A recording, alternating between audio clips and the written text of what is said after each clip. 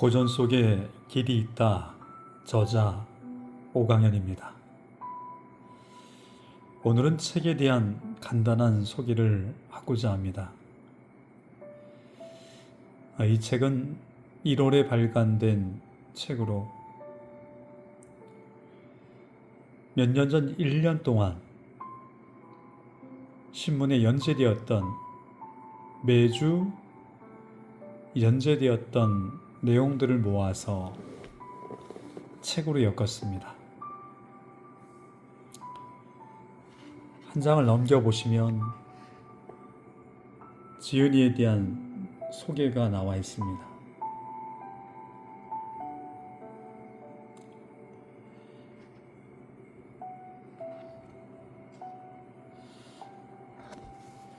오늘은 저자가 직접 쓴 서문에 대한 내용을 읽어보도록 하겠습니다.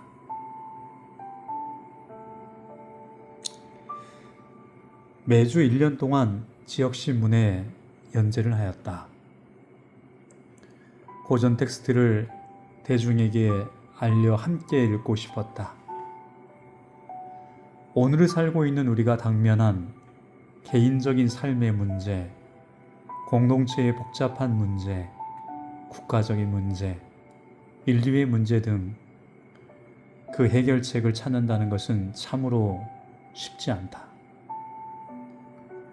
모든 인간은 한 번의 생을 연습 없이 태어나 죽을 때까지 직선의 삶을 사는 것이다. 그런데 삶을 살면서 좀 더 실수 없이 좀 더 가치 있게 살고 싶어 하고 다양한 갈등, 어려운 갈등을 어떻게 해결할까? 그 고민의 답을 어떤 시기든 찾으려고 한다. 국어와 문학을 접하며 가장 정제된 텍스트 속에 그 진수가 담겨 있음을 알게 되었다. 특히 인간 정신의 가장 핵심인 진정성을 찾고자 하는 것은 쉽지 않은 길이지만 그럼에도 인간은 누구나 그 진정성을 말하고 찾으려고 한다. 다양한 방법론이 있겠지만 그것을 고전에서 찾고자 했다. 마음의 온도는 몇 도일까? 때로는 추운 영하이기도 하고 뜨거운 영상이기도 하다. 우리 마음에는 뜨거운 사막에 살고 있는 낙타가 속에 들어앉아 있기도 하고 추운 지방에 술록이 들어있기도 하다. 차가운 손을 녹이기 위해 따뜻한 바람을 불면서 손을 녹여본 일이 있을 것이다. 뜨거운 차를 마시며 차가운 바람을 불면서 차를 식혀 마셔본 일이 있을 것이다. 즉 사람의 마음은 열정과 냉정이 모두 내재되어 있다. 어느 것을 선택하여 대상을 대하느냐에 따라 뜨거움도 차가운 마음도 된다. 즉, 우리 삶은 스스로가 주체적으로 선택하는 것이다. 인생이란 누구에게나 똑같이 주어진다. 고전이란 텍스트도 마찬가지이다. 이것을 어떻게 주체적으로 해석하고 활용하느냐는 자신에게 달려있는 것이다. 중고등학생 과정을 거치며 읽었던 고전이 시간이 지나 기성세대가 되어 첫사랑의 추억처럼 이 책을 통해 다시 한번 읽어본다면 그 느낌은 어떨까? 과거에 배웠던 생각도 스물스물 올라오겠지만 최초는 선생님의 강독으로 수동적인 이해와 해석에서 이제는 오늘을 살고 있는 삶으로 새로운 이해와 해석으로 읽혀지길 희망하면서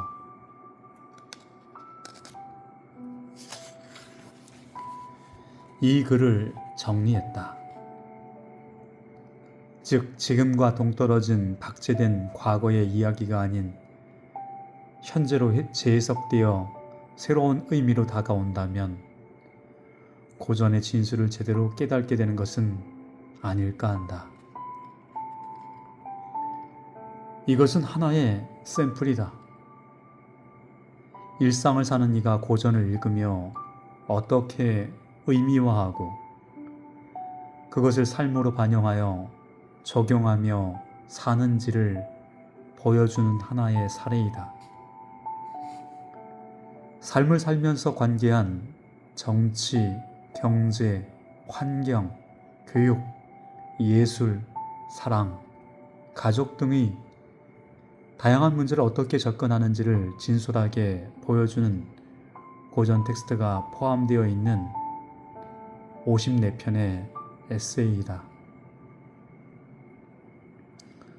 고전의 원전을 제시하고 쉬운 현대어로 해석을 달고 일상의 삶으로 접근하는 과정을 쓴 에세이지만 이것을 읽으며 또 한 사람의 삶, 인생을 읽는 재미가 있을 것이다. 시를 쓰거나 에세이를 쓰면서 늘 생각하는 것이 있다. 마지막 페이지를 마무리하면서 늘 하는 질문이 있다. 이 글을 왜, 누구를 위해 쓰고 남기는 것일까? 그 대상은 언제나 어린 사람들이다. 어느 순간 내가 필요해서 쓰다가도 결국 그 기착점은 이 글을 읽기 바라는 대상에게 맞춰진다. 어린 자녀가 나이가 들어 읽어보면 좋지 않을까? 이런 생각이 마지막 마침표를 찍는 퇴고의 과정까지 함께 했다. 오강현, 김포시의회 의원, 한국열린사이버대학교 자연습치유산업학과 특임교수.